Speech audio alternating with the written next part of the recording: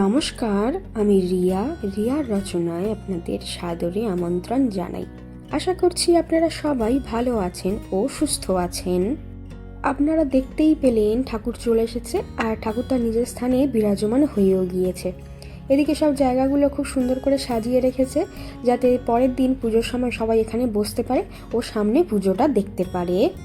23শে জানুয়ারি সরস্বতী পুজো, তার উপরে সুভাষচন্দ্র বসুর জন্মদিন।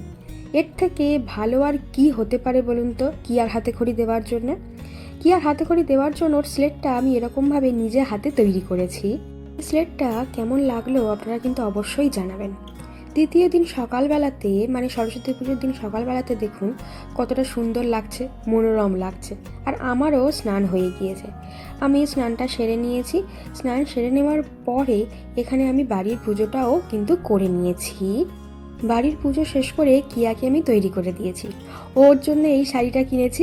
অন্যরকম একটা শাড়ি কেনার ইচ্ছা ছিল, সেটা আমি ঠিকঠাক পাইনি বলে ওর জন্য এই সাদা ও লালের কম্বিনেশনে শাড়িটা কিনেছি। আগের দিন আমি খুব সুন্দর করে ঠিক করে রেখেছিলাম আর যাতে আজকের পরাতে সুবিধা হয়, খুব সুন্দর করে আমি যেমন পেরেছি তেমনভাবে ওকে সাজিয়ে দিয়েছি। তারপরে আমিও তৈরি হয়ে নিয়েছি। শাড়িটা একটু অন্যরকমভাবে পরবো বলেছিলাম, কিন্তু বেশি সময় না থাকার জন্য আমি যেমন পেরেছি তেমনভাবেই পরে নিয়েছি।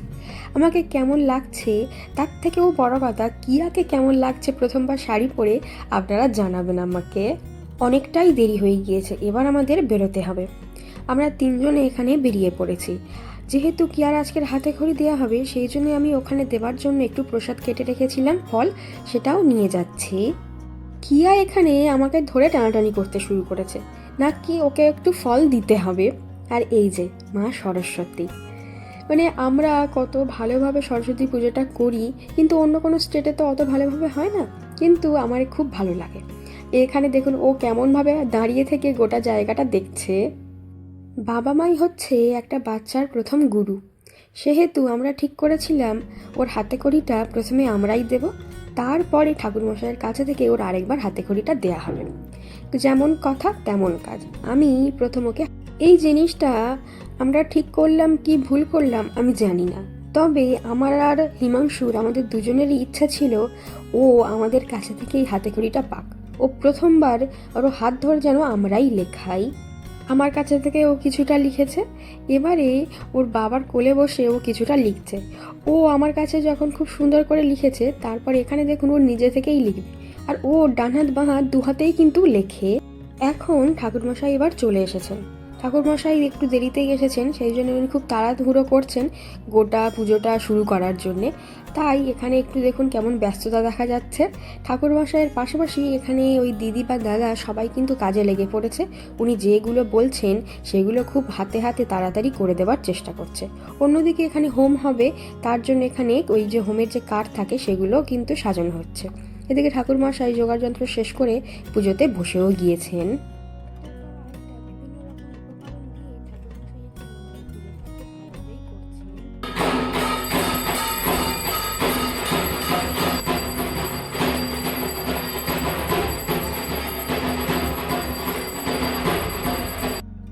ঠাকুরমশাইয়ের আরতি করা শেষ হয়ে যাবার পরে আমি কিয়াকে আরতি দিয়েছি এবং তারপরে বাকি সবাই এক এক করে আরতিটা নিচ্ছে।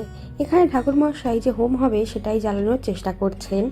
হোম হয়ে গিয়েছে, এবারে এই হোম হয়ে যাওয়ার পরে যে একটা টিকা তৈরি করতে হয়, সেই টিকাটা সবাই পরে, সেই জন্য সেইটাই এখানে এখন তৈরি করার পর্ব চলছে। পুজো হয়ে গিয়েছে, এবার এখন চলছে অঞ্জলি দেওয়ার পালা। আমাদের অঞ্জলি দেওয়া হয়ে গিয়েছে, এই একজনই বাকি ছিলেন, উনি এখানে অঞ্জলি দিচ্ছেন। এবং সব শেষে কিয়ার হাতে খড়ি হচ্ছে ঠাকুরমশাইয়ের হাত ধরে। ও খুব সুন্দর করে বেশ অনেকক্ষণ ধরে বসেছিল, যতটা ঠাকুরমশাই লিখিয়েছেন ওর ততটাই বসে বসে লিখেছে। শেষে ঠাকুরমশাই নিজেই বলছে যে ও বেশ ভালোভাবেই বসে বসে লিখলো।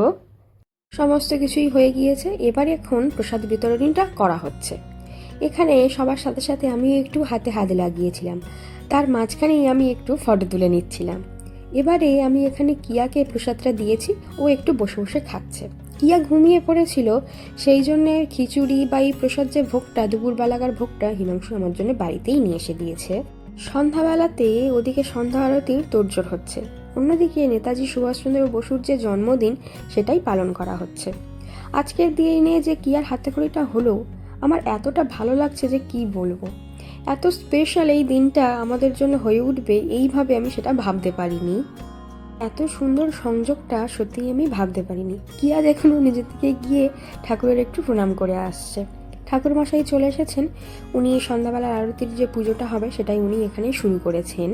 ধূপ ধুনো ও পঞ্চপ্রদীপের সহযোগিতায় ঠাকুর মশাই এখানে সন্ধ্যাবেলাকার আরতিটা সম্পন্ন করছেন। আর দূর থেকে বসে বসে আমরা এখন সেটাই দেখছি। সন্ধ্যা আরতি শেষ হয়ে যাবার পরে এখন সুভাষচন্দ্র বসুর যে জন্মদিন সেই উপলক্ষে এখনকার যে ইনচার্জ রয়েছেন উনি এই প্রদীপ উজ্জ্বলনের মাধ্যমে এই কার্যক্রমটা শুরু করছেন। এরপর আরও দু একজন এখানে প্রদীপ উজ্জ্বলনটা করলেন এবং তারপরে এখানে ওই নেতাজি সুভাষচন্দ্রের উদ্দেশ্যে ফুল অর্পণ করা চলছে। এখানে সবাই প্রত্যেকে এক একজন করে গিয়ে ফুল অর্পণ করেছে এবং তারপরে নেতাজি সুভাষচন্দ্র বসু সম্পর্কে কেউ কিছু যদি বলতে চায় তার সম্পর্কে এখানে এখন সেটাই চলছে। আর এই ছিল আজকের রাতের আমাদের মেনুটা। খাওয়া দাওয়া শেষ করে আমরা যখন ফিরছি সেই সময় দেখুন এখনও অবধি এখানে অনেকে ভলিবল খেলছে। বেশ এখানে কিন্তু ভলিবলের আয়োজন হয় প্রতি রাত্রে। যেমন এসেছেন আবার তেমন চলেও যাবেন, সেই দিনটাও এসে গেল। রবিবার দিন মা সরস্বতীর বিসর্জনটা করা হয়। সবাই মিলে বলুন জয় মা সরস্বতী। আজকের ভিডিওটা এখানেই শেষ করছি। নমস্কার।